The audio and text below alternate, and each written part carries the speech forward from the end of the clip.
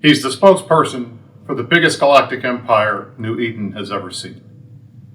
His name is Fountain Frank, and the Meta Show sat down with him for an exclusive interview to discuss his rise on the scene, what he thinks about the war in Fountain and the war in the rest of New Eden, and how he thinks things are going for the Imperium.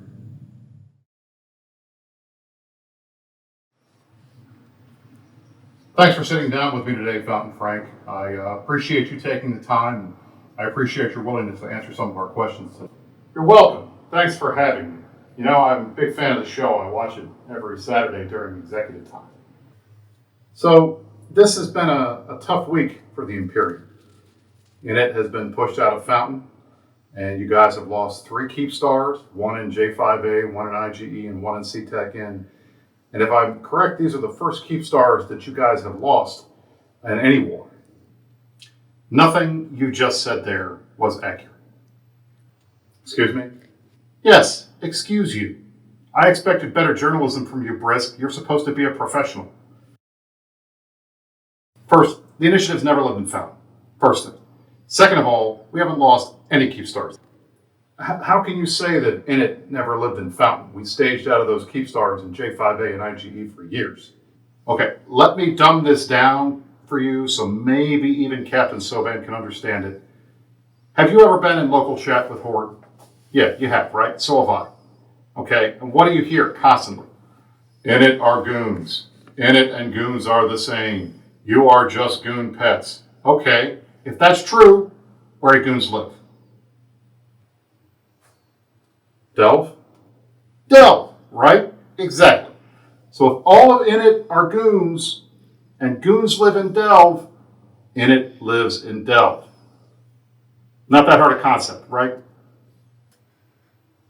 That's actually logical. Of course it's logical. Listen, if you wanted to just hear children yelling at each other, go watch Redline Show. All right, so ignoring the question of where Init lives, the loss of these 3 Keep Stars, that's pretty significant, isn't it? Yes, it's definitely significant for the culture and for Horde. Why for those 2 groups? Brisc, you sound just like that streamer guy whose idea of a fine meal is a box of Crayolas. Okay? That was Culture's Keep Star. Ragnar Bile, ask him. Just talk to him. It's his Keep Star. He knows it's his Keep Star. He's the one that put it there. He's the one that misaligned the damn thing in the first place, which was a war crime, if you ask me. Now, as for the other 2, the IGE and the CTEC-N Keep Star, well, they're in Horde space, so obviously they have to be Horde, right? How could you put them up if they weren't in Horde space? Besides, I'm pretty sure that those are just Horde Keep Stars masquerading as Init Keep Stars because they wanted to keep them safe in a bad neighborhood. I mean, look, right now, Fountain, you know, the property values there are about as good as you can get in a back-end system in Providence. You know, you got to be careful. A lot of AWOXers in Horde. So, IGE and CTEC-N are Horde systems. Horde has always owned Fountain, except for when Test owned it before. Like I said, Init lives in Delph. Your critics allege that all you do all day long is make things up and spin. What do you say to that? Fake news says what? What? Fake news says what? Excuse me, what? Exactly. You didn't answer my question. Okay, Matterall, let me answer your question. You want answers? I think I'm entitled to them. You want answers? I want the truth. You can't handle the truth. The truth is that this war is a sham.